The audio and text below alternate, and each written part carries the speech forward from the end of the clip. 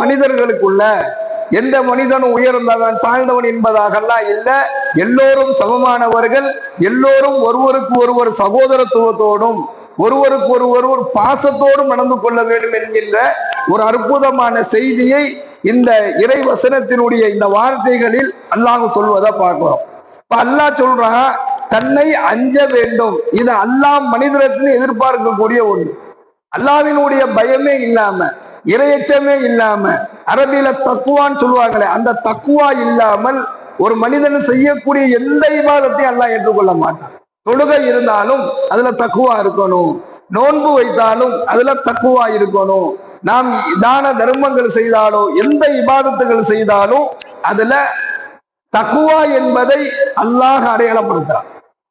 இரையச்சம் இல்லாமல் அல்லாஹ்வுக்கு பயப்படாம ஒருத்தர் ஒரு செயலை செய்தார் அப்படின்னு சொன்னா அந்த செயல் அல்லாஹ்விடத்துல அங்கீகாரம் பெறாது. அல்லாஹ் சொல்றான் தன்னை அஞ்சி வாழ வேண்டும், தனக்கு மாறு செய்யாமல் வாழ வேண்டும் என்பதை இந்த வசனத்தின் வாயிலாக அல்லாஹ் கட்டளையிடுவதை பார்க்கிறோம். அல்லாஹுவை எப்படி நாம் அஞ்சு கொள்ள வேண்டும் என்பதை பற்றி நான் ஸல்லல்லாஹு அலைஹி வஸல்லம் அன்னவர்கள் நமக்கு அற்புதமான செய்திகளை சொல்றாங்க. அதாவது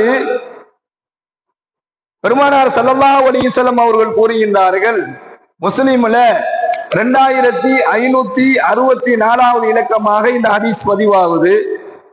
அத்தகுவா ஹாஹுனா, அல்லாஹ்வுடைய தூதர் சொல்றாங்க, அத்தகுவா ஹாஹுனா, இரையச்சம் என்பது, தக்குவா என்பது இங்கே இருக்கிறது என்பதாக தன்னுடைய நெஞ்சின் பக்கம் கைகளை நீட்டினார்கள்.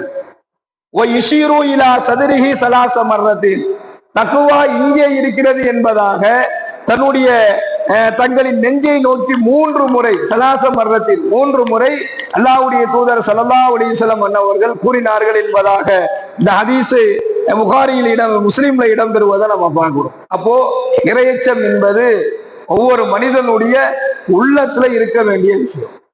அது வாயிலையோ வார்த்தையிலே இருக்க வேண்டிய விஷயம் இல்ல, வெளி தோற்றத்துல இருக்க வேண்டிய விஷயம் இல்ல. வெளியில பார்த்தோம்னா ரொம்ப அழகான தோற்றம் இருக்கும், அந்த நல்ல அழகான தோற்றம் இருக்கும், நல்ல அழகா இருக்காருங்கிறதுக்காக வேண்டி அவர் ரொம்ப பயபக்தி உடையவர் என்பதாகலாம் என்ன செஞ்சிட மாட்டான்.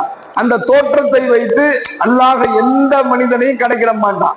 பார்க்கிறதுக்கு அழகான தோற்றம் இருப்பதை வைத்தோ அல்லது வெளியில் அடியக்கூடிய அழகான ஆடைகளை வைத்தோ அல்லாஹ் இதெல்லாம் பார்ப்பதே கிடையாது.